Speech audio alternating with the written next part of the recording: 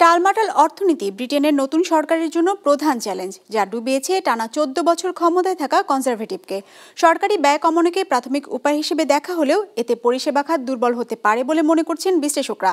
আবার নির্বাচনী প্রতিশ্রুতি বাস্তবায়নের বড় অঙ্কের বিনিয়োগ করতে হবে নতুন সরকারকে। ডেস্ক রিপোর্টে বিস্তারিত। 250-টিরও বেশি ডিজাইন অপশন নিয়ে ওয়ালটন স্মার্ট ফ্রিজ, বোঝে আপনার প্রয়োজন। প্রায় 1.5 দশক পর নির্বাচনে জিতে যুক্তরাজ্যে ক্ষমতায় ফিরেছে লেবার পার্টি। ডাউনিং স্ট্রিটের অফিসে বসেছেন নতুন প্রধানমন্ত্রী স্যার কিয়ার স্টারমার। 14 বছর ধরে টানা ক্ষমতায় থাকা কনজারভেটিভ পার্টির ভরাডুবির কারণ হিসেবে দেখা হচ্ছে ব্রিটিশ অর্থনীতির টালমাটাল অবস্থাকে। বিশেষ করে গেল কয়েক বছর ধরে কঠিন দুরবস্থার মধ্যে যাচ্ছে দেশটির অর্থনীতি। গেল কয়েক বছর আর্থিক কৃচ্ছ্রতা, ব্রেক্সিট, করোনা মহামারীর মতো একের পর এক বড় চ্যালেঞ্জ মোকাবেলা করতে হয়েছে সরকারকে। এমন সময় দ্রুতগতিতে বেড়েছে সরকারি ঋণ, যার প্রভাব পড়েছে জনজীবনে। উচ্চ মূল্যস্ফীতির প্রভাবে কমেছে সাধারণ মানুষের জীবনযাত্রার মান, কমেছে বিনিয়োগের পরিমাণও, যার প্রভাবে অর্থনৈতিক পরিস্থিতি আরও নেতিবাচক হয়েছে। এমনকি 2023 সালের শেষ প্রান্তিকে মন্দায় পড়ে ব্রিটিশ অর্থনীতি, যদিও চলতি বছরের প্রথম প্রান্তিকে মন্দা কাটিয়ে উঠেছে দেশটি। দায়িত্ব নেয়ার পর তাৎক্ষণিক বক্তব্যে অবশ্য আশাবাদ জানিয়েছেন নতুন ব্রিটিশ প্রধানমন্ত্রী স্টারমার। বলেন, এই মুহূর্ত থেকে পরিবর্তন শুরু হলো। The work of change began. We're a change Labour Party, and yesterday we started the work of changing the country.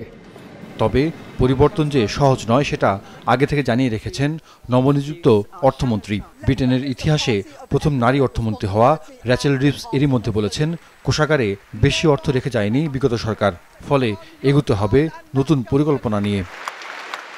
নতুন সরকারের সামনে বড় বোঝা উচ্চ ঋণের পরিমাণ, যা থেকে উত্তরণে কর হার বাড়ানো আর সরকারি ব্যয় সংকোচনের মতো উদ্যোগ নিতে হবে বলে মনে করছেন বিশ্লেষকরা। তবে এমন উদ্যোগে সরকারের পরিষেবা খাতগুলো দুর্বল হতে পারে বলেও শঙ্কা জানিয়েছেন তারা, যারা সরাসরি প্রভাব পড়তে পারে দেশটির জনগণের উপর। এতে ঝুঁকিতে পড়তে পারে সরকারের নির্বাচনী প্রতিশ্রুতি বাস্তবায়ন।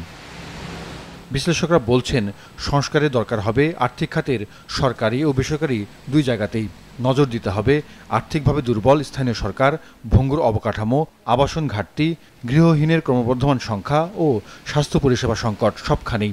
ক্রেডিট রেটিং সংস্থা S&P গ্লোবালের তথ্য বলছে, যুক্তরাজ্যের অর্থনীতিতে কর জিডিপি অনুপাত 100%-এর কাছাকাছি। ফলে বড় ধরনের কর না বাড়িয়ে পরিষেবা খাত ও অবকাঠামো উন্নতি কঠিন।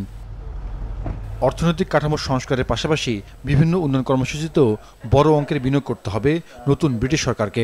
নির্বাচনী ক্যাম্পেইনে 730 কোটি পাউন্ড বা 930 কোটি ডলারের ন্যাশনাল ওয়েলথ ফান্ডে বিনিয়োগের প্রতিশ্রুতি আছে লেবার পার্টির, যার একটা বড় অংশ যাবে নবায়নযোগ্য জ্বালানি খাতে। জাহিদুর রহমান, বিজনেস রিপোর্ট, মাছরাঙা টেলিভিশন।